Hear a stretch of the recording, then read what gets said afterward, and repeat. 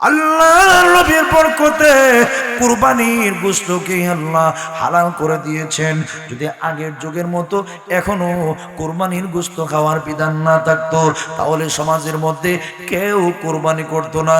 কেন জানেননি? যদি হালাল জানোয়ার দিয়ে কুরবানি করা হইতো ইখলাসের সাথে, এটা তো কবুল হইতো, আর না হয় কবুল হইতো না। সমাজের মানুষ প্রত্যেকেই চিন্তা করতো, আমি যে কুরবানি করতাম এটা কবুল হইব কি হইব না। যদি কবুল না হয়, সমাজের মানুষের কাছে চিহ্নিত হয়ে যাইব। সমাজের মানুষেরা বলবে হারাম মাল দিয়া মনে হয় কুরবানি করেছে, এই কারণে তার কুরবানি কবুল হয় নাই, আমি চিহ্নিত হয়ে যাব। এই অবস্থায় কেউ কিন্তু ডরে ভয়ে কুরবানি করতো না। আল্লাহ বলেন, নবী গো, আপনার মর্যাদার খাতিরে আমি আল্লাহ কুরবানির গোশতকে, মালে গনিমতকে আপনার জন্য হালাল করে দিয়েছি। এটা একমাত্র আপনার শান, আপনার মান, আপনার মর্যাদা। শুধু তাই না, আল্লাহর নবী বলেন, ওয়াজুইলাত লিয়াল আরদু মাসজিদাও ওয়া তাহুরা। জোরে বলেন আল্লাহু আকবার। 4 নাম্বার, আল্লাহ বিশ্ব নবীকে আরেকটা সম্মান এবং মর্যাদা দিয়েছেন। উম্মতেরা রে, আমার জন্য মহান আল্লাহ রুবে জমিনকে নামাজের মুসল্লা বানিয়ে দিয়েছেন।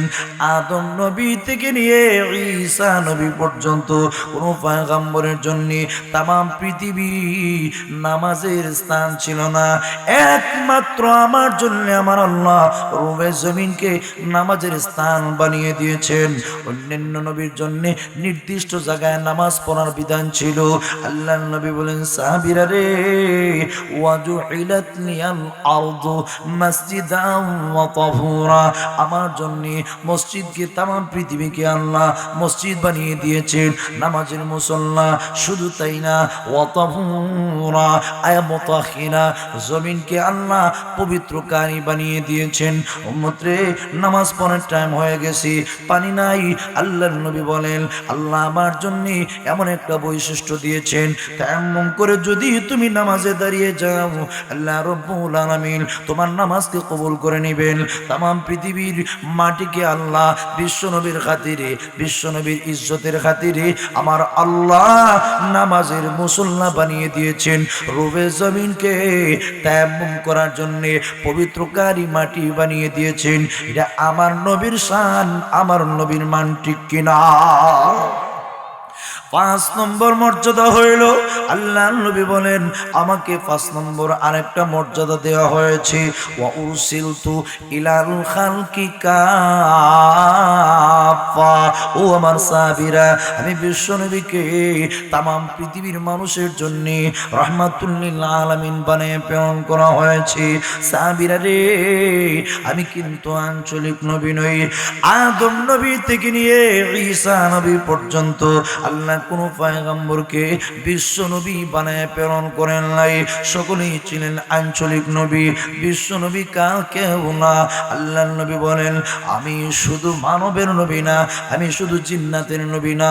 আমি যেরকম মানবের নবী, আমি ঠিক তেমনি ভাবে জিন্নাতের নবী, ঠিক তেমনি ভাবে হাইওয়ান জানোয়ার পশু পক্ষীর নবী বানাইয়া আমার আল্লাহ আমাকে প্রেরণ করেছেন। আমি একজনের জন্য নবী না, আমি শুধু বাংলাদেশের নবী নই, আমি শুধু পাকিস্তানের নবী নই, আমি শুধু জাপানের নবী নই। আমি যেমন বাংলাদেশের নবী, আমি আমেরিকার নবী, আমি জাপানের নবী। পৃথিবীর এক প্রান্ত থেকে নিয়ে অপর প্রান্ত পর্যন্ত, উত্তর থেকে দক্ষিণ, পূর্ব থেকে পশ্চিম, তামাম পৃথিবীর মানুষের জন্য, সব মাখলুকাতের জন্য আমার আল্লাহ আমাকে নবী বানাইয়া প্রেরণ করেছে। 6 নম্বর মর্যাদা হইল, নবী বলেন, ওয়া হুতিমা বিন নাবিয়্যুন, আমার দ্বারা নবীদেরকে খতম করে দেওয়া হয়েছে। আনা খাতামুন নাবিয়্যিন লা নাবিয়্যা বাদি। নবী বলেন, আমি হইলাম সর্বশেষ নবী, আমার পরে কোনো নবী নাই। হযরতে ঈসা আলাইহিস সালাম শেষ জমানায় আসবেন। ওলি শেষ জমানায় যে আসবেন নতুন শরীয়তের প্রবক্তা হইয়া না, আমাদের নবীর শরীয়ত অনুযায়ী রাষ্ট্র পরিচালনা করবেন।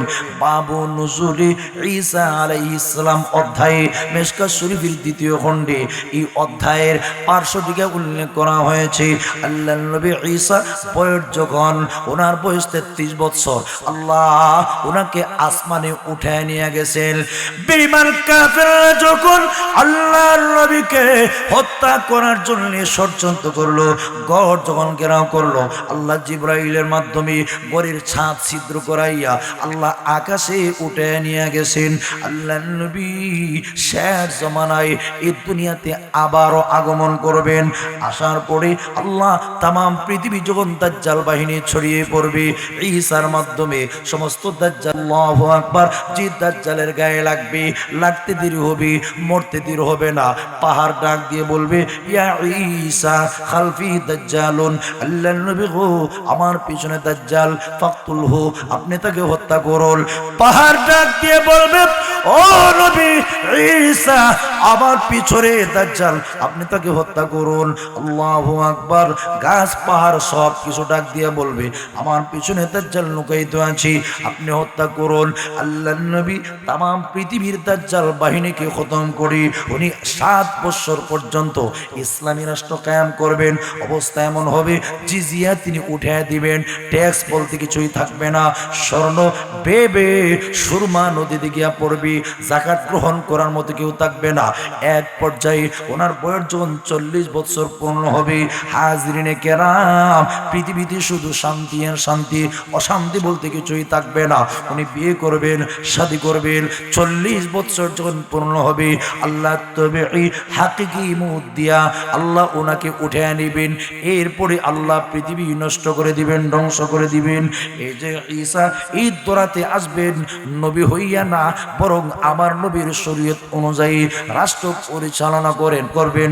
নবী বলেন, আমি হইলাম সর্বশেষ নবী, আমার পরে আর কোন নবী নাই।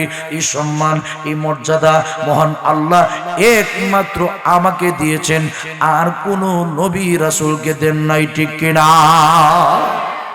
লানা শামসুন ওয়ালিল আফাক শামসুন, লানা শামসুন ওয়ালিল আফাক শামসুন, ওয়া শামসি খায়রুম মিন শামসিস সামাই, فإن شمس الناس تطلع بعد الفجر وشمسي تطلع بعد العشاء। জোরে বলেন আল্লাহু আকবার। আম্মা জান আয়েশা সিদ্দিকা রাদিয়াল্লাহু আনহা আল্লাহর নবী বিশ্ব নবী রাহমাতুল লিল আলামিনের সুন্দরের বিবরণ দিতে গিয়া বলেন, ও বিশ্ব নবীর উম্মতেরা শোনো, লানা শামসুন ওয়ালিল আফাকে শামসুন, আমাদের একটা সূর্য আছে, পৃথিবীবাসীর একটা সূর্য আছে, কিন্তু মনে রাখো, ওয়া শামসি খায়রুম মিন শামসিস সামাই, আমার সূর্য আসমানের সূর্যের চাইতে বহু গুণ উত্তম। কেন জানুনি? ফাইন্না শামসান নাসি তাতলু বাদাল ফাজরি ওয়া শামসি তাতলু বাদাল ইশাই, মানুষের সূর্য উদয় হয় ফজরের নামাজের পরে, আসমানের সূর্য উদয় হয় ফজরের নামাজের পরে। আমি আয়েশার সূর্য উদয় হয় এশার সালাতের পরে। ও দুনিয়ার মানুষেরা, আল্লাহর নবী বিশ্ব নবী রাহমাতুল লিল আলামিন যখন আমার ঘরের মধ্যে প্রবেশ করতেন, আমার ঘর অন্ধকার ঘর, লাইটের কোনো ব্যবস্থা নাই, কারেন্টের তো সিস্টেম ছিলই না, ল্যাম্প নাই, কুফি নাই। বিশ্ব নবী আমার ঘরে যদি প্রবেশ করতেন, নবীর চেহারার আলোতে আমার ঘর এতটাই আলোকিত হইতো, আল্লাহর কসম আমি আয়েশা ইচ্ছা করলে সুইয়ের ছিদ্র দিয়া নবীর চেহারার আলো দিয়া সুতা ঢুকাইতে পারতাম। নবীর চেহারার সুন্দরের আলোতে আমার ঘর এতটাই আলোকিত হইতো, আমি ইচ্ছা করলে সুয়ের ছিদ্র দিয়া সুতা ঢুকাইতে পারতাম। শুধু তাই না, আম্মা জান আয়েশা আরো বলেন, বিশ্বনবীর প্রশংসা করতে গিয়া, সুন্দরের বিবরণ দিতে গিয়া উনি বলেন, লাওয়াহি সুলাইখা লাউ রাআইনা জাবিনাহু লাআসারনা বিকাতিল কুলুবি আলাল ইয়াদি। জুড়ে বলেন সুবহানাল্লাহ। লাওয়াহি সুলাইখা লাউ রাআইনা জাবিনাহু লাআসারনা বিকাতিল কুলুবি আলাল ইয়াদি لآثرنا بقطع القلوب على اليد। আম্মা জান আয়েশা বলেন যে ইউসুফ আলাইহিস সালামের সৌন্দর্য দেখা মিশরের রমণীরা শুধুমাত্র আঙ্গুল কেটেছিল, নবীর সুন্দর দেখা এরা ফল কাটবে দূরের কথা, ফল কাটার পরিবর্তে আঙ্গুল কেটে টুকরো টুকরো করেছিল। আমার নবী বিশ্ব নবী মুহাম্মদুর রাসূলুল্লাহ সাল্লাল্লাহু আলাইহি ওয়াসাল্লামের সৌন্দর্য যদি মিশরের রমণীরা যারা ইউসুফ নবী এবং জুলাইখা সম্পর্কে তিরস্কার করেছিল, যদি একটা নজর দেখতো, নবীর চেহারার প্রতি আসক্ত হইয়া কলিজা কেটে টুকরো টুকরো করে ফেলতো। হযরত জাবের রাদিয়াল্লাহু আনহু বলেন, আমি একদিন চাঁদনি রাতে নবীর চেহারার দিকে তাকাইলাম, লাল ডোরা বিশিষ্ট চাদর পরিধান কইরা নবীর চাঁদনি রাতে বসা। হযরত জাবের বলেন, আমি একবার নবীর সুন্দরের চেহারার দিকে তাকাচ্ছিলাম, আবার পূর্ণিমার চাঁদের দিকে তাকাচ্ছিলাম। আল্লাহর কসম, আমার মনে হচ্ছিল পূর্ণিমার চাঁদ নবীর চেহারার আলোতে কিছুই না, নবীর চেহারা পূর্ণিমার চাঁদের চাইতে কোটি কোটি গুণ বেশি সুন্দর আমার কাছে মনে হচ্ছিল। ও দুনিয়ার মানুষেরা, সুন্দরের কারণে যদি একজন আরেকজনকে ভালোবাসতে চাও, তোমার উপর লাজিম হবে সর্বপ্রথম বিশ্ব নবী মুহাম্মদুর রাসূলুল্লাহ সাল্লাল্লাহু আলাইহি ওয়াসাল্লামকে মহব্বত করা। জোরে কোন ঠিক কিনা? আরো জোরে কোন ঠিক কিনা? হাজরিনে কেরাম, 2 নম্বর কারণ হইল ভালোবাসার যে সবব সেটা হচ্ছে কামাল, পরিপূর্ণতা। মানুষ কালো, আখলাক ভালো, চরিত্র ভালো, মর্জি মেজাজ ভালো, দুনিয়ার সব মানুষ তার জন্য দেওয়ানা, পাগল পাড়া। জোরে কোন ঠিক কিনা? আমার ডান পাশে যিনি দেখতে পাচ্ছেন, শিমুলখান্দি মাদ্রাসার মুহতামিম সাহেব হযরত মাওলানা বেলাল আহমদ সাহেব, জানি না আপনারা কদ্দুর চিনেন, ওনার সম্পর্কে আপনাদের কদ্দুর ধারণা। মাদ্রাসা পরিচালনা করছেন, এত সুন্দর মাদ্রাসা। সিলেট শহরের মধ্যে কেন্দ্রীয় যে কয়েকটা মসজিদ, এক মসজিদের ইমাম এবং খতিব। সিলেটের আমার যদ্দূর জানি বড় বড় ভিআইপি যত মানুষ, আলহামদুলিল্লাহ, দেখতে তো একেবারে পূর্ণিমার চাঁদের মতো এরকম না, কিন্তু বেচারার মধ্যে সামনাসামনি বলা চলে না। আল্লাহ তাআলা যে যোগ্যতা, যে মেধা, যে কোয়ালিটি, যে উম্মার ফিকির তার অন্তরে আল্লাহ জ্বালিয়ে দিয়েছেন, আমরা তো তার কাছেই না। সব সময় উম্মত কিনে ফিকির করেন কিভাবে পথ হারা মানুষগুলিকে জান্নাতের পথ দেখানো যায়। এই যে গুণ নিয়ে ঘোরাফেরা করেন, বড় বড় মানুষ দেখলে আশ্চর্য লাগে, ভাইয়ের জন্য পাগল পাড়া। কেন? তার বাহ্যিক চেহারা সুরত দিকে নয়, তার মধ্যে গুণ আছে। দ্বীনের জন্য, ইসলামের জন্য যে কুরবানি করে থাকেন, আল্লাহ পাক এই কুরবানির বদৌলতে আল্লাহ তার এত সম্মান, এত মর্যাদা আল্লাহ দিয়েছেন, মানুষকে তার প্রতি মাইল করে দিয়েছেন। জোরে কোন ঠিক কিনা? এজন্য ভাইয়ারে আমার, মানুষ যদিও কালো, চেহারা সুরত ভালো না, আখলাক যদি ভালো হয়, চরিত্র যদি ভালো হয়, তার জন্য সারা দুনিয়ার মানুষ দেওয়ানার পাগল পাড়া। বিশ্বনবী রাহমাতুল্লিল আলামিনের চরিত্র কেমন ছিল? রাসূল নিজেই বলেন, বুইসতু লিউতাম্মিমা মাকারিমাল আখলাক, আমি নৈতিক উত্তম চরিত্রকে পূর্ণতায় পৌঁছানোর জন্য আমাকে দুনিয়াতে প্রেরণ করা হয়েছে। আল্লাহ রাসূল সাল্লাল্লাহু আলাইহি ওয়াসাল্লাম ওনার চরিত্র কেমন, রাসূলের চরিত্রের বিবরণ দিতে গিয়া আল্লাহু আকবার, আম্মাজান আয়েশাকে এক যুবক প্রশ্ন করে, ওগো আম্মাজান, বিশ্বনবীর চরিত্র কেমন? আম্মাজান আয়েশা কয়, তুমি কি আল্লাহর কালাম পড়ো নাই? বলে হ্যাঁ পড়ি তো। বলে বিশ্বনবীর চরিত্র 30 পারা কোরআনে যা আছে বিশ্বনবীর চরিত্রে তা আছে। 30 পারা কোরআন আল্লাহর নবীর চরিত্র। জিন্দা কোরআন যদি দেখতে চাও, বিশ্বনবী রাহমাতুল লিল আলামিনের চরিত্রের দিকে তাকাইলেই জিন্দা কোরআন তোমরা দেখতে পাইবা। জোরে বলেন সুবহানাল্লাহ। আরেক বর্ণনায় নবীর চরিত্রের সমষ্টি তিনটা। রাসূল নিজেই বলেছেন, সিল মান কাতাআকা, যে তোমার সাথে সম্পর্ক বিচ্ছিন্ন করে, নবী বলেন তুমি তার সাথে সম্পর্ক বহাল রাখো।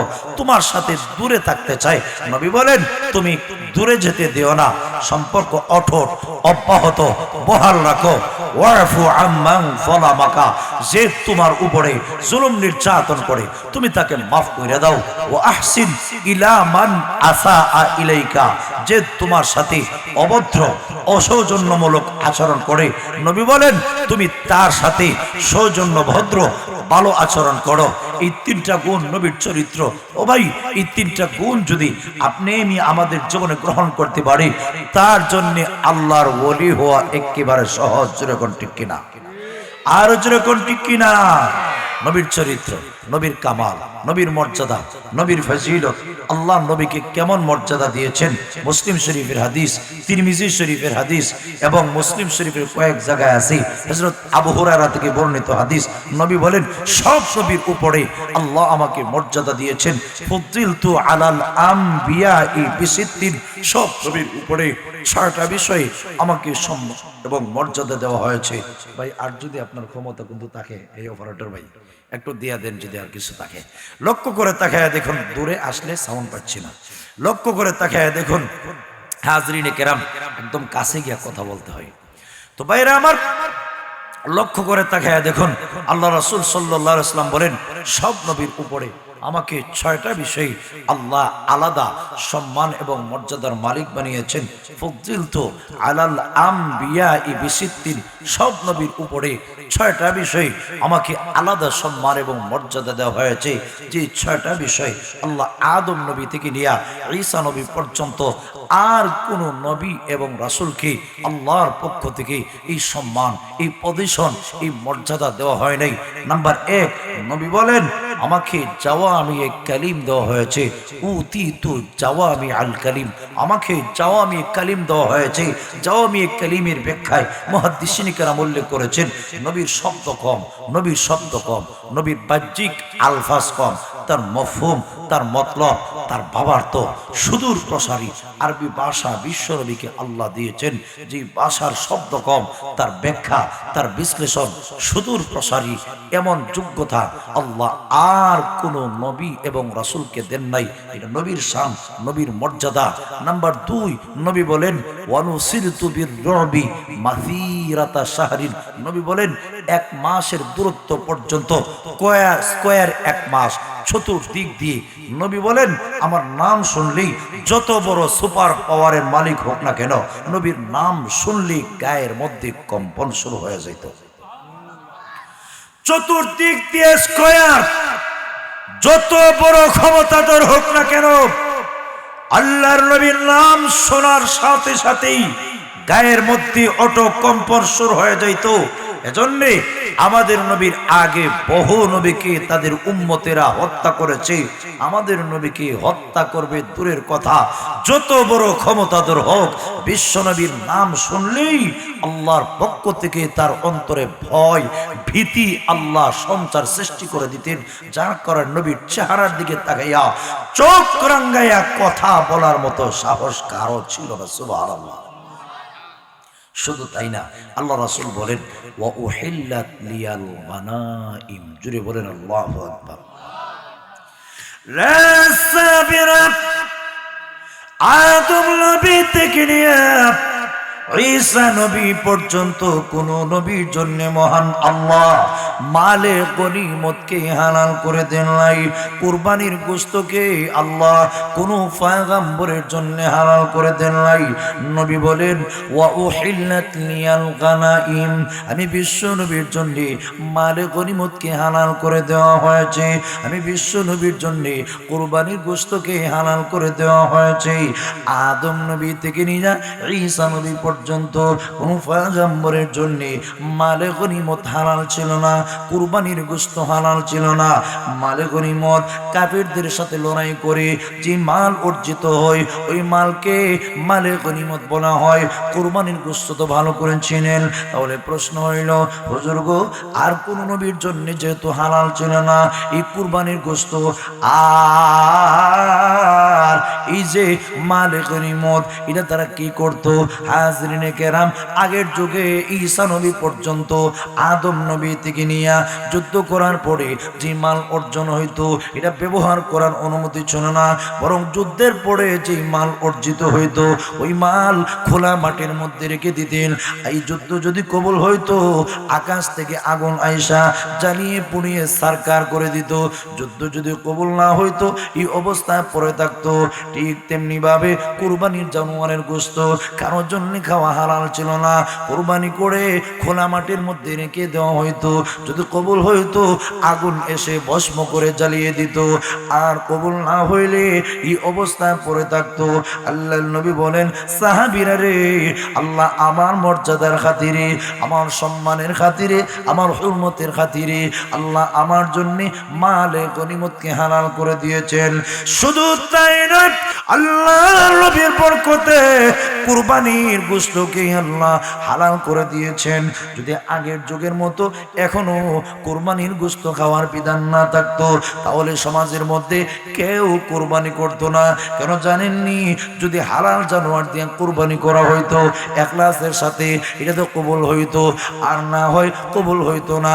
সমাজের মানুষ প্রত্যেকে চিন্তা করতো আমি যে কুরবানি করতাম এটা কবুল হইব কি হইব না। যদি কবুল না হয় সমাজের মানুষের কাছে চিহ্নিত হয়ে যাইব।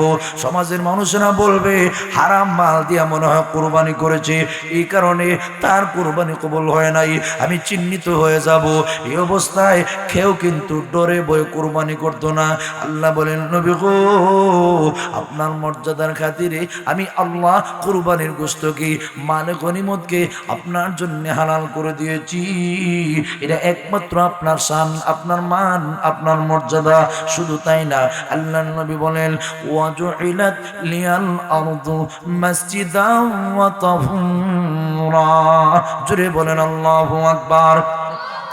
4 নাম্বার, আল্লাহ বিশ্ব নবীকে আরেকটা সম্মান এবং মর্যাদা দিয়েছেন। উম্মতেরা রে, আমার জন্য মহান আল্লাহ রুবে জমিনকে নামাজের মুসল্লা বানিয়ে দিয়েছেন। আদম নবী থেকে নিয়ে ঈসা নবী পর্যন্ত কোনো পয়গম্বরের জন্য তামাম পৃথিবী নামাজের স্থান ছিল না। একমাত্র আমার জন্য আমার আল্লাহ রুবে জমিনকে নামাজের স্থান বানিয়ে দিয়েছেন। অন্যান্য নবীর জন্য নির্দিষ্ট জায়গায় নামাজ পড়ার বিধান ছিল। আল্লাহর নবী বলেন, সাহাবীরা রে, ওয়াজুইলাত লিয়াল আরদু মাসজিদান ওয়া তাহুরা। আমার জন্য মসজিদকে, তামাম পৃথিবীকে আল্লাহ মসজিদ বানিয়ে দিয়েছেন, নামাজের মুসল্লা। শুধু তাই না, ওয়া তাহুরা আয়া মুতাহিরা, জমিনকে আল্লাহ পবিত্রকারী বানিয়ে দিয়েছেন।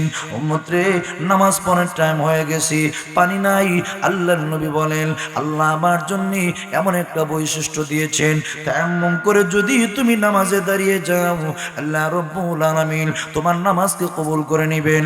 তামাম পৃথিবীর মাটিকে আল্লাহ বিশ্ব নবীর খাতিরে, বিশ্ব নবীর ইজ্জতের খাতিরে আমার আল্লাহ নামাজের মুসল্লা বানিয়ে দিয়েছেন। রুবে জমিনকে তায়াম্মুম করার জন্য পবিত্রকারী মাটি বানিয়ে দিয়েছেন। এটা আমার নবীর শান, আমার নবীর মান, ঠিক কিনা? 5 নম্বর মর্যাদা হইল, আল্লাহ নবী বলেন, আমাকে 5 নম্বর আরেকটা মর্যাদা দেওয়া হয়েছে। ওয়া উরসিলতু ইলাল খালকি কাফা।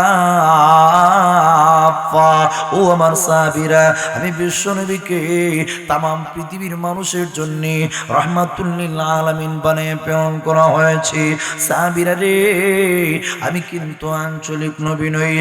আদম নবী থেকে নিয়ে ঈসা নবী পর্যন্ত আল্লাহ কোনো পয়গম্বরকে বিশ্ব নবী বানায় প্রেরণ করেন নাই। সকলেই ছিলেন আঞ্চলিক নবী, বিশ্ব নবী কেউ না। আল্লাহর নবী বলেন, আমি শুধু মানবের নবী না, আমি শুধু জিন্নাতের নবী না, আমি যেরকম মানবের নবী আমি ঠিক তেমনি ভাবে জিন্নাতের নবী, ঠিক তেমনি ভাবে হাইওয়ান জানোয়ার পশু পক্ষীর নবী বানাইয়া আমার আল্লাহ আমাকে প্রেরণ করেছেন। আমি একজনের জন্য নবী না, আমি শুধু বাংলাদেশের নবী নই, আমি শুধু পাকিস্তানের নবী নই, আমি শুধু জাপানের নবী নই। আমি যেমন বাংলাদেশের নবী, আমি আমেরিকার নবী, আমি জাপানের নবী। পৃথিবীর এক প্রান্ত থেকে নিয়ে অপর প্রান্ত পর্যন্ত, উত্তর থেকে দক্ষিণ, পূর্ব থেকে পশ্চিম, তামাম পৃথিবীর মানুষের জন্য, সব মাখলুকাতের জন্য আমার আল্লাহ আমাকে নবী বানাইয়া প্রেরণ করেছে। 6 নম্বর মর্যাদা হইল, নবী বলেন ওয়াহুতিমা বিন নাবিয়্যুন, আমার দ্বারা নবীদেরকে খতম করে দেওয়া হয়েছে। আনা খাতামুন নাবিয়্যিন লা নাবিয়্যা বাদি, নবী বলেন আমি হইলাম সর্বশেষ নবী, আমার পরে কোনো নবী নাই। হযরতে ঈসা আলাইহিস সালাম শেষ জমানায় আসবেন, ওলি শেষ জমানায় যে আসবেন নতুন শরীয়তের প্রবক্তা হইয়া না, আমাদের নবীর শরীয়ত অনুযায়ী রাষ্ট্র পরিচালনা করবেন। বাবু নুজুলি ঈসা আলাইহিস সালাম অধ্যায়ে মিশকাত শরীফের 2য় খণ্ডে এই অধ্যায়ের পার্শ্বদিকে উল্লেখ করা হয়েছে, আল্লাহর নবী ঈসা বয়স যখন ওনার বয়স 33 বছর, আল্লাহ ওনাকে আসমানে উঠায় নিয়ে গেছেন। বেঈমান কাফেররা যখন আল্লাহর নবীকে হত্যা করার জন্য ষড়যন্ত্র করলো, গড় যখন ঘেরাও করলো, আল্লাহ জিবরাইলের মাধ্যমে গড়ের ছাদ ছিদ্র করাইয়া আল্লাহ আকাশে উঠে নিয়ে গেছেন। আল্লাহর নবী শেষ জমানায় এই দুনিয়াতে আবারও আগমন করবেন। আসার পরে আল্লাহ তামাম পৃথিবী যখন দাজ্জাল বাহিনী ছড়িয়ে পড়বে, ঈসার মাধ্যমে সমস্ত দাজ্জাল, আল্লাহু আকবার, যে দাজ্জালের গায়ে লাগবে, লাগতে দেরি হবে, মরতে দেরি হবে না। পাহাড় ডাক দিয়ে বলবে, ইয়া ঈসা খালফি দাজ্জালুন, আল্লাহর নবী গো আমার পিছনে দাজ্জাল, ফাকতুলহু, আপনি তাকে হত্যা করুন। পাহাড় ডাক দিয়ে বলবে, ও নবী ঈসা আমার পিছনে দাজ্জাল, আপনি তাকে হত্যা করুন। আল্লাহু আকবার, গাছ পাহাড় সব কিছু ডাক দিয়ে বলবে, আমার পিছনে দাজ্জাল লুকায়িত আছে, আপনি হত্যা করুন। আল্লাহর নবী তামাম পৃথিবীর দাজ্জাল বাহিনীকে খতম করে উনি 7 বছর পর্যন্ত ইসলামী রাষ্ট্র কায়েম করবেন। অবস্থা এমন হবে, জিজিয়া তিনি উঠে দিবেন, ট্যাক্স বলতে কিছুই থাকবে না, স্বর্ণ বেবে সুরমা নদীতে গিয়া পড়বে, যাকাত গ্রহণ করার মতো কেউ থাকবে না। এক পর্যায়ে ওনার বয়স যখন 40 বছর পূর্ণ হবে, হাজরিনে কেরাম, পৃথিবীতে শুধু শান্তি আর শান্তি, অশান্তি বলতে কিছুই থাকবে না। উনি বিয়ে করবেন, শাদী করবেন। 40 বছর যখন পূর্ণ হবে, আল্লাহ তবে হাকিকি মুদ দিয়া আল্লাহ ওনাকে উঠে নেবেন। এরপরে আল্লাহ পৃথিবী নষ্ট করে দিবেন, ধ্বংস করে দিবেন। এই যে ঈসা ঈদ দরাতে আসবেন, নবী হইয়া না, বরং আমার নবীর শরীয়ত অনুযায়ী রাষ্ট্র পরিচালনা করবেন। নবী বলেন আমি হইলাম সর্বশেষ নবী, আমার পরে আর কোনো নবী নাই। এই সম্মান, এই মর্যাদা মহান আল্লাহ একমাত্র আমাকে দিয়েছেন, আর কোনো নবী রাসূলকে দেন নাই, ঠিক কিনা? হাজরিনে কেরাম, তাহলে কামাল, ফজিলত, গুণাগুণ, বৈশিষ্ট্য, মর্যাদার কারণে যদি একজন আরেকজনকে ভালোবাসতে চাও, তার উপরে লাজিম হবে সর্বপ্রথম বিশ্বনবী মুহাম্মদ আরবি সাল্লাল্লাহু আলাইহি সাল্লামকে ভালোবাসার জন্য, ঠিক কিনা?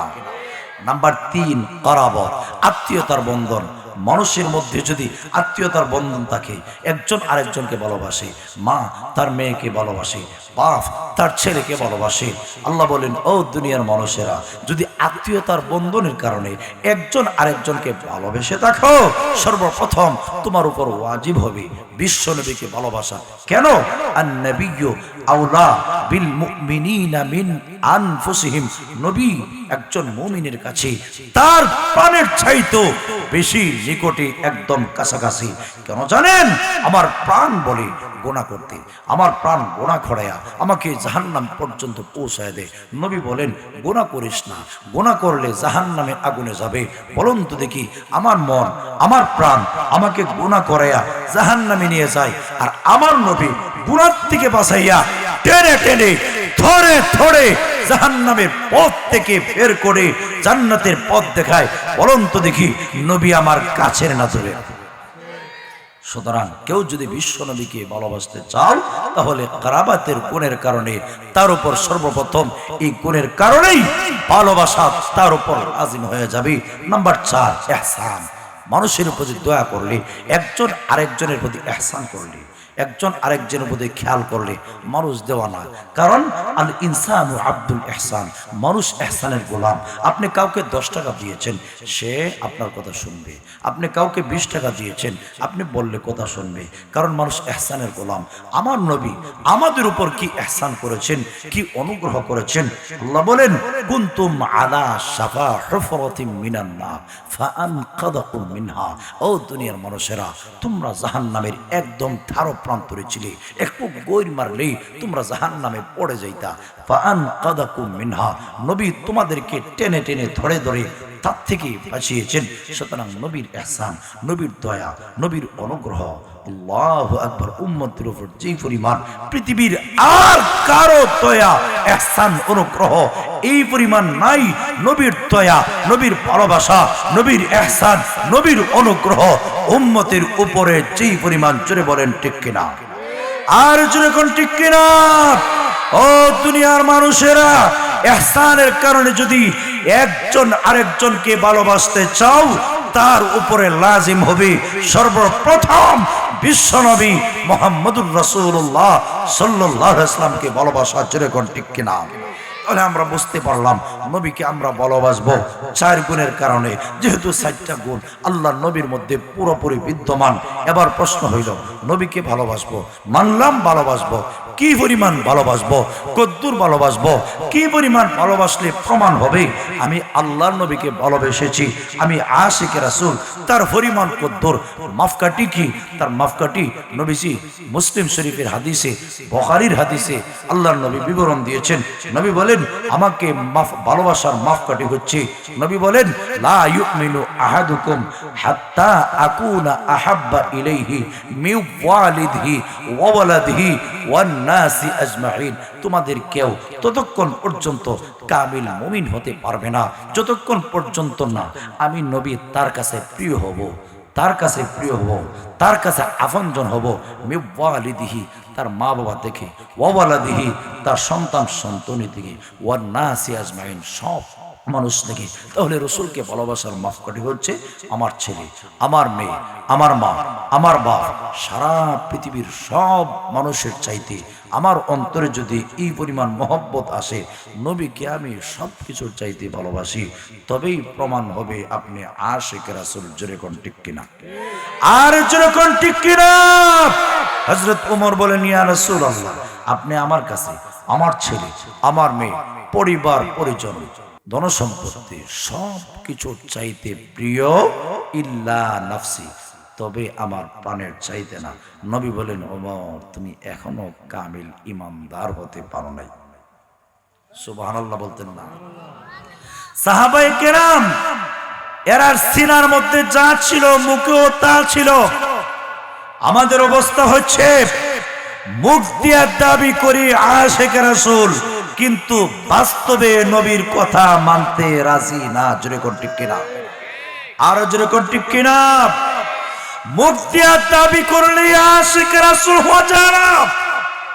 আশিকে রাসূল তাই নবীর ইজ্জতের জন্য যদি রাজপথে জীবন দেওয়ার প্রয়োজন হয়, আপনি যদি জীবনের মায়া ত্যাগ করে রাজপথে মাথায় কাফরের কাফর বেঁধে জীবন দিতে প্রস্তুত হয়ে যান, তবেই প্রমাণ হবে আপনি সত্যিকারের আশিকে রাসূল। জোরে কোন ঠিক কিনা? হাজরিনে কেরাম, মুখ দিয়া অনেকে দাবি করা যায় যে আমি আশিক রাসূল। সাহাবায়ে কেরাম যেরকম মুখ দিয়া দাবি করেছেন, বাস্তবে প্রমাণও দিয়েছেন। হযরত ওমর কয় হুজুর, সবকিছুর চাইতে আপনাকে ভালোবাসি, ইল্লা নাফসি, নেফাকি নাই। রসুল বলেন তুমি এখনো কামিল মুমিন হতে পারো নাই। হযরত উমর কয় যেই নবীর জন্য আমি এত কিছু করলাম, সব ছাড়লাম, সব ছেড়ে দিলাম, আমি এখনো কামিল ইমানদার হতে পারলাম না। কিছুক্ষণ পরে চিন্তা করে কয় হুজুর এই মুহূর্তে আমার অন্তরে এই কথাটা বুঝতে পেরেছি, আমার প্রাণের চাইতেও আপনাকে বেশি ভালোবাসি। ওমর তাই যদি হয় এই মুহূর্তে যদি তোমার প্রাণের চাইতেও আমাকে বেশি ভালোবেসে থাকো, ওমর রে আল আনিয়া উমর, ওমর এই মুহূর্তে তুমি পরিপূর্ণ কামিল ইমানদার হইলে সুবহানাল্লাহ। আর জোরে কন্যা সুবহানাল্লাহ। নবীকে আমরা ভালোবাসবো কদ্দুর? নিজের ছেলে, নিজের মেয়ে, নিজের পরিবার, নিজের পরিজন সব কিছুর চাইতে আল্লাহ নবীকে যদি বেশি ভালোবাসতে পারি তবেই প্রমাণ হব আমরা কি আশিকে রাসূল। এরপরে প্রশ্ন হইল রসুলকে আমরা ভালোবাসবো আমার ছেলে, আমার মেয়ে, পরিবার পরিজন সব কিছুর চাইতে, কিন্তু রসুল তো আমাদের মধ্যে নাই। রসুল সামনে থাকলে হাদিয়া নিয়ে যাইতাম, তোহফা দিতাম, মাথার তেল মালিশ করে দিতাম, রসুলের বাড়িতে যাইতাম। নবী তো আমরার মধ্যে নাই। এখন মনে চায় আল্লাহর হাবিবকে ভালোবাসতে, কার মনে চায় না নবীকে একটা নজর দেখতে?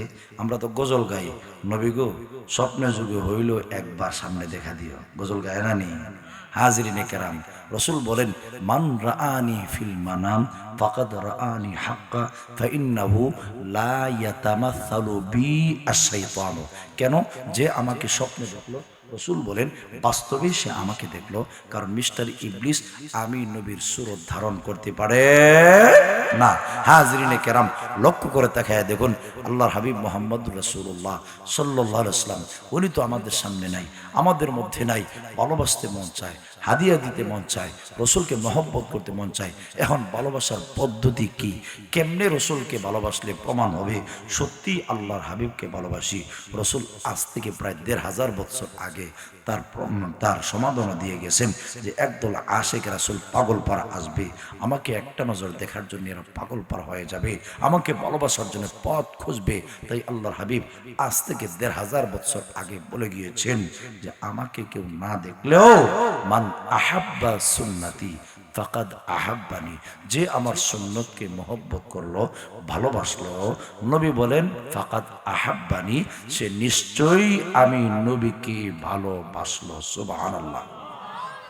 নবীর সুন্নত মানে নবীর পারিবারিক জীবন থেকে নিয়ে আন্তর্জাতিক জীবন পর্যন্ত জীবনের সব ক্ষেত্রে দাফে দাফে উম্মতের জন্য রয়েছে আদর্শ অনুকরণীয়।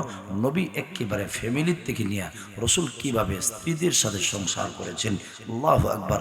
নবী বলেছেন খাইরুকুম লি আহলিহি ওয়া আনা খাইরুকুম লি আহলি, তোমাদের মধ্যে তিনি সবচেয়ে উত্তম যে তার ফ্যামিলির কাছে উত্তম, আমি নবী আমার ফ্যামিলির কাছে সবচাইতে উত্তম। জুড়ে বলেন সুবহানাল্লাহ। হাজরিনে কেরাম, আপনি যদি নবীর আদর্শ গ্রহণ করেন, রসুলের পারিবারিক জীবন থেকে নিয়ে আন্তর্জাতিক জীবন পর্যন্ত জীবনের সব ক্ষেত্রে যদি নবীর জীবন আদর্শ ফলো করেন, তবেই সত্যিকার অর্থে আপনি মুমিন বলে প্রমাণিত হবেন। রসুল যেইভাবে ফ্যামিলির সাথে ব্যবহার করেছেন, আপনিও যদি এইভাবে ব্যবহার করেন, রসুল যেরকম তার মেয়েদের সাথে আচরণ করেছেন, আপনিও যদি আপনার মেয়েদের সাথে আচরণ করে থাকেন, রসুল তার ছেলেদের সাথে যেরকম আচরণ করেছেন, আপনিও যদি সেরকম আচরণ করে থাকেন, রসুল যেরকম বাজারে গিয়া ব্যবসা করেছেন, আপনিও যদি সেরকম ব্যবসা করেন, রসুল যেরকম ইমামতি করেছেন, আপনিও যদি ইমামতি করেন, রসুল যেরকম আল্লাহু আকবার বিবিদেরকে বিয়ের ক্ষেত্রে যেরকম পদ্ধতি অবলম্বন করেছেন, বিয়া দেওয়ার ক্ষেত্রে যেই পদ্ধতি অবলম্বন করেছেন, আপনি যদি সেই পদ্ধতি অবলম্বন করতে পারেন, রসুল কিভাবে খাইছেন, যেভাবে খাইছেন আপনিও যদি সেইভাবে খান, রসুল যেভাবে পান করেছেন আপনিও যদি সেরকম পান করতে পারেন, রসুল যেভাবে বাথরুমে ঢুকছেন, বাথরুম থেকে বের হয়েছেন, আপনিও যদি সেরকম আপনি ঢুকেন বের হন, এক কথায় রসুলের পারিবারিক জীবন থেকে নিয়ে আন্তর্জাতিক জীবন পর্যন্ত রসুল যেরকম যুদ্ধের সেনাপতির দায়িত্ব পালন করেছেন। আপনি যদি সেরকম পালন করতে পারেন, রসুল যেরকম মদিনার শাসক ছিলেন, আপনি যদি সেরকম শাসন করতে পারেন, তাহলে প্রমাণ হবে সত্যিই আপনি আশিকে রাসূল। আর না হয় দাবি করতে পারেন কিয়ামত পর্যন্ত আশিকে রাসূল হওয়া সম্ভব না। জোরে কোন ঠিক কিনা? দাবি করলাম আপনাকে মহব্বত করি, হুজুর আপনাকে মহব্বত করি। আমি বললাম ভাই আমার এক গ্লাস পানির দরকার, হুজুর পানি দিতে পারবো না, আপনাকে মহব্বত করি।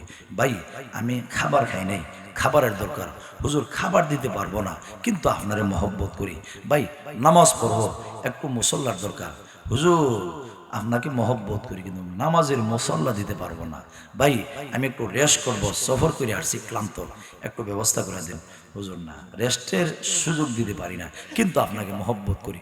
বলুন তো দেখি, আমি যাই কইলাম একটাও পারবেন না, আর দাবি করলেন হুজুর আপনাকে মহব্বত করি। এটা আমার সাথে মহব্বতের দাবি না বাটফাড়ি? আরো জোরে কোন? ঠিক তেমনি ভাবে নবীকে ভালোবাসার দাবি করলেন, নবীর পা থেকে নিয়ে মাথা পর্যন্ত সুন্নতের তার টানলেন না, নবীর পারিবারিক জীবন থেকে নিয়ে আন্তর্জাতিক জীবন পর্যন্ত কোন দিক পরে করলেন না।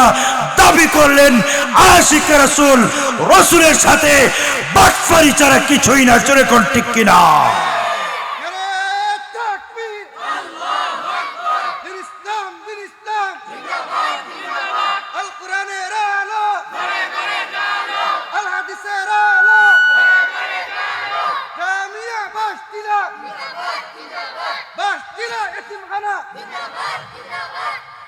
হাজিরিনে কেরাম, তাহলে রসুলকে ভালোবাসবো কেমনে?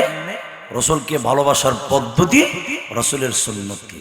রসুল যেভাবে সালাত আদায় করেছেন, রসুল যেভাবে হজ করেছেন, রসুল যেভাবে জাকাত দিয়েছেন, রসুল যেভাবে কোরবানি করেছেন, রসুল যেভাবে এক কথায় ইবাদত যে পদ্ধতিতে করেছেন, রসুল যেভাবে তার পারিবারিক জীবন পরিচালনা করেছেন, মুআমালা মুআশারা, এক কথায় আমার জীবনে যা যা রসুল তার জীবনে সব ছিল, আমি যদি নবীর তরিকা মতে করতে পারি, সত্যিকার অর্থে প্রমাণ হইল আমি নবীকে মহব্বত করি। জোরে কোন ঠিক কিনা? এবার শেষ প্রশ্ন হচ্ছে, রসুলকে মহব্বত করলে আমরা লাভটা কি দা, ফায়দাটা কি দা? রসুল নিজেই বলেছেন, ওয়ামান আহাব্বানি কানা মাই ফিল জান্নাহ, যে আমাকে মহব্বত করলো, মানে আমার সুন্নতকে মহব্বত করলো, আমার তরিকাকে মহব্বত করলো, আমার মতো জিন্দেগি যাপন করলো, রসুল বলেন কানা মাই ফিল জান্নাহ, সে আমার সাথে আল্লাহর তৈরি জান্নাতে থাকবে। রসুলকে লাভ করলে কার সাথে জান্নাতে থাকবো? নবীর সাথে জান্নাতে থাকবো। মনে রাখবেন, আল মারউ মা মান আহাব্বা, যে যাকে ভালোবাসে তার সাথে তার হাসর হবে, তার সাথে তার হাসর হবে। হাদিসের বর্ণনাকারী হযরত আনাস বলেন, এই সুসংবাদ শোনার পরে সাহাবায়ে কেরাম এই পরিমাণ আনন্দিত হয়েছেন, রসুল আরো কত সুসংবাদ দিয়েছেন, এই পরিমাণ আনন্দিত হন নাই যদ্দূর এই কথায় আনন্দিত হয়েছেন। কারণ সাহাবায়ে কেরাম আল্লাহর হাবিবকে জীবনের সব কিছুর বিনিময়ে ভালোবাসেন, নবীকে হ্যাঁ সব কিছুর চাইতে বেশি ভালোবাসেন। যেহেতু রসুলকে ভালোবাসেন, নবীজির সাথে হাসর হবে, আর কোনো টেনশন নাই। ঠিক তেমনি ভাবে আপনারা যদি আলেমদেরকে মহব্বত করেন, নবীর বাগানের সাথে মহব্বত রাখেন, নায়েবে নবী আলেমদেরকে মহব্বত করেন, মাদ্রাসার তালিবুল ইলম, এই ছেলেরা, এই এই তোমরা কি মূর্খ নাকি? এই ছেলেরা, এই আওয়াজে তো বোঝা যায় খালি মূর্খ না, চূড়ান্ত মূর্খ। এই এখান থেকে সরো, এই এদিকে তাকাও, হাজরিনে কেরাম লক্ষ্য করুন। এই বাইরে, এই ভিতরে, এই ভিতরে আসেন, ভিতরে আসেন, ভিতরে আসেন। এই কথা বলেন কেন? ভিতরে আসেন, ভিতরে আসেন। এই আপনার গুনাহ হবে জানেন না? কোরআন সুন্নাহর কথা হচ্ছে আর আপনারা কথা বলছেন। হাজরিনে কেরাম আসুন, যে কথাটা বলতেছিলাম, আল্লাহর হাবিব মুহাম্মদুর রাসূলুল্লাহ সাল্লাল্লাহু আলাইহি ওয়াসাল্লাম উনি চলে গিয়েছেন, রাসূল চলে গিয়েছেন, তার দায়িত্ব তার জিম্মাদারি ন্যস্ত করে গিয়েছেন উলামায়ে কেরামদের কাছে। আল উলামাউ ওয়ারাসাতুল আম্বিয়া, উলামায়ে কেরাম, এই যে আমার পাশে উলামায়ে কেরাম, এরা নবীদের ওয়ারিস। নবীরা ওয়া ইন্নাল আম্বিয়া লাম ইউয়ারিথু দিনারাও ওয়ালা দিরহামা। দুনিয়াতে মানুষ ওয়ারিস বানায় টাকা পয়সা, নবীরা যে ওয়ারিস বানাইছে টাকা পয়সা নাই, ইলমে নববীর ওয়ারিস। সুবহানাল্লাহ বলেন। সুতরাং আপনার ছেলে মেয়ে যারা ওয়ারিস, এরারে কেউ যদি মহব্বত করে আপনি খুশি হবেন না? খুশি হবেন না? নবীর ওয়ারিস যারা, এদেরকে আপনারা মহব্বত করলে নবী খুশি হইব না বেজার হইব? আরো জোরে কান। হাজরিনে কেরাম, এই মাদ্রাসা আপনাদের এলাকার জন্য এক নিয়ামত। আর এরপরে শিমুলখান্দি মাদ্রাসা, যে এরিয়া মাদ্রাসায় হয়, প্রমাণ হয় যে এই এরিয়ার মানুষ ভালো, ভদ্র, নম্র, আল্লাহওয়ালা, আর না হয় পাপিষ্ট, খারাপ, বদমাইশ, এর নিকৃষ্ট মানুষের এরিয়া মাদ্রাসা হয় না। কারণ যে এরিয়া মাদ্রাসা হয় এটা প্রমাণ। আপনারা মানেন না মানেন, খুশি করার জন্য বলছি না, প্রমাণ হইল এই এরিয়ার মানুষ ভালো, এটা আল্লাহর পক্ষ থেকে। হুজুর কেউ নিজের যোগ্যতা না, আল্লাহর পক্ষ থেকে আল্লাহ অন্তরে এলহাম করে দিয়েছেন, ঢেলে দিয়েছেন, এই কারণে এই এরিয়া মাদ্রাসা হয়েছে। এটা আপনাদের খুশনসিব। এই মাদ্রাসার রেজাল্ট যা শুনলাম আলহামদুলিল্লাহ খুব ভালো। এই মাদ্রাসার ছেলে দিয়া, লজিং দিয়া, জায়গা দিয়া, টাকা দিয়া, যে সামনের যে বাজেট, এই বাজেটটা যদি পূর্ণ করতে পারেন, ভাই আপনি তো বলেন আমার মাল আমার মাল, নবী বলেন আদমের আওলাদের মাল তিনটা। নাম্বার 1 যা খাইলো, নাম্বার 2 যা পরিধান করলো, নাম্বার 3 যা মসজিদ মাদ্রাসায় দান কইরা আখিরাতের অ্যাকাউন্টে সোনালী ব্যাংকে জমা রাখলো, এটাই তার সম্পদ। বাকি একটাও আদমের আওলাদের সম্পত্তি না, সব আরেকজনের। ও ভাই, আরেকজনের জন্য রাইখা যাবেন। এই যে আপনারা মুরব্বী অনেকে আছেন, আপনার আব্বা আম্মা এরা চলে গেছেন, তাদের দেওয়া বউ, তারা বিয়া করাইছে, তাদের ঘর, তাদের সম্পদ সব ভোগ করতেছেন। আব্বা আম্মারে কয়দিন কয়বার স্মরণ করছেন? এখান থেকে শিক্ষা গ্রহণ করেন। আপনি যখন চলে যাবেন, কষ্ট করে সন্তানের জন্য রেখে যাচ্ছেন, এরাও আপনাকে, আপনি যেরকম স্মরণ করছেন না, আপনাকেও আপনার সন্তানেরা স্মরণ করবে না।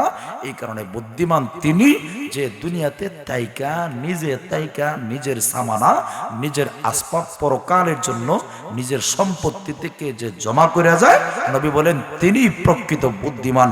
এজন্যে বুখারীর বর্ণনায় আছে, আল্লাহ কিয়ামতের দিনে পাপিষ্ঠরে, গুনাহগাররে, জাহান্নামীরা আইনে বলবেন, লাউ আন্না লাকা মা ফিল আরদি মিন শাই আকুনতা তাফতাদি বিহি। ওরে পাপিষ্ঠ, অগুনাহগার, জবাব দে, তোর জন্য যদি সারা পৃথিবী হয়ে যায়, এর মানে তুই যদি সারা পৃথিবীর মালিক হয়ে যাস, আর আমি আল্লাহ তোকে বলি যে তুই তোর নিজেকে জাহান্নামের আগুন থেকে মুক্ত করার জন্য সারা দুনিয়ার ধনসম্পত্তি আমি আল্লাহর রাস্তায় দিয়ে দাও, আকুনতা তাফতাদি বিহি, তুমি কি তোমার নিজেকে জাহান্নামের আগুন থেকে রক্ষা করার জন্য সারা দুনিয়ার ধনসম্পত্তি আমি আল্লাহর রাস্তায় দিয়ে দিবা? বান্দা তখন জবাব দিব, ফায়াকুলু নাম, আল্লাহ একবার না 1000 বার দিতে রাজি আছি। ওই দিন সারা দুনিয়া, একটা না 100টা দুনিয়া দিয়ে হইল নিজেকে জাহান্নামের আগুন থেকে মুক্ত করতে চাইবেন। কিন্তু বলুন তো দেখি ভাই, ওই দিন আফসোস করলে আর ইচ্ছা করলে কোনো কাজে আসবে?